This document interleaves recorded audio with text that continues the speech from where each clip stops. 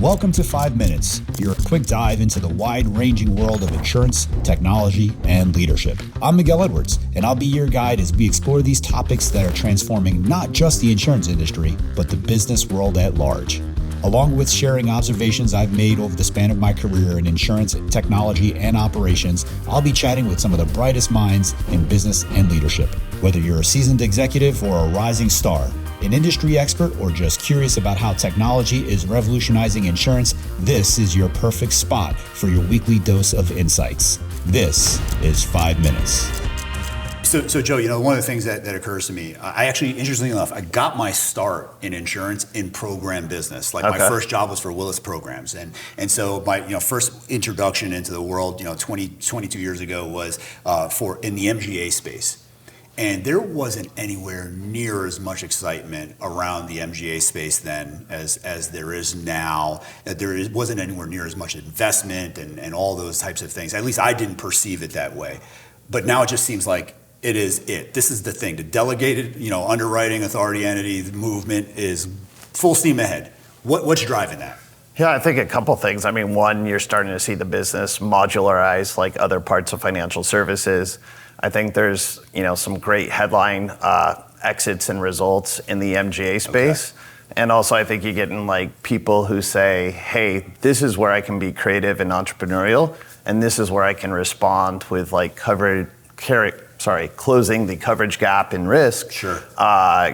Creating novel products and programs, where I think back in those old Willis Programs days out of New Hampshire, which is what you're alluding to. Absolutely.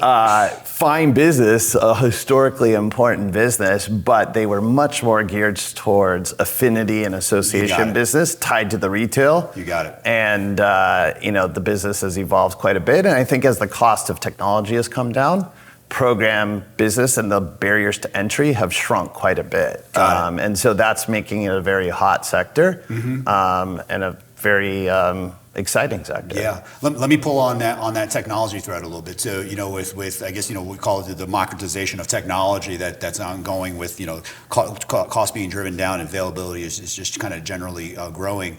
What are some of the hallmarks that you look for, whether it's around capacity or whether it's investment dollars in MGAs and how they leverage technology? What are some of the things that you're looking for that make that decision crisp? Yeah, no, great question. So, I think a couple things. One is, do the people at the MGA really understand how they use technology? I always say, how is the sausage made, right? Including the casing and from start to finish.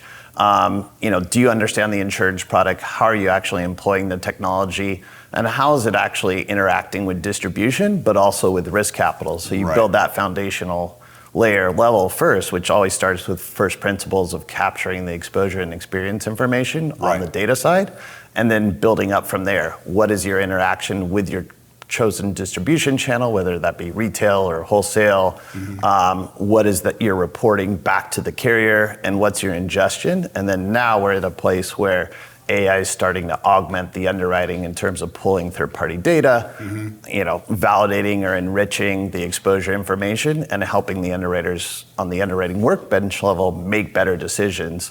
For us, and the way I've always looked at it is, does the underwriter see technology as a tool, and helping them enhance their judgment, but also, underwriting still just as much of an art, in my view, as it is a science. Sure. No, that makes a lot of sense. You touched a little bit around the kind of the MGA carrier integration. Do you have a perspective on whether or not we're headed toward an imbalance where the MGAs are going to have so much flexibility and technology capabilities that it just outpaces what carriers can do? And do you see that, and if so, I think so. Yeah. Okay. No, without a doubt. I think the carriers are still very much in a catch-up, position. You talk API, and there's many carriers that look at you and they're like, I'm not sure what API really. Can I get that in Excel? Exactly. Or hey, can I send an ingestion of a bordereau or so forth? Still is very hard to do. Sure. Right? And so to your point, they're asking, can I have an Excel? Can you email this to me? Right. And so forth.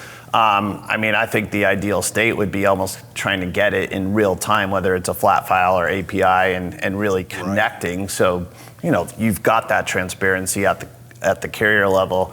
And as the deeper risk capital comes closer to the distribution side, I think that's going to be increasingly more important.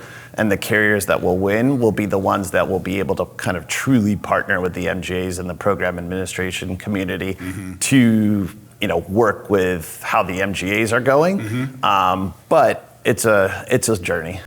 Thank you for joining this episode of 5 Minutes. If you've enjoyed our discussion, we'd love for you to share it with anyone else you think might find it interesting. Also, please subscribe on whatever podcast platform you're listening on and hit that bell to stay on top of the game with our practical 5-minute episodes. We look forward to seeing you again next week.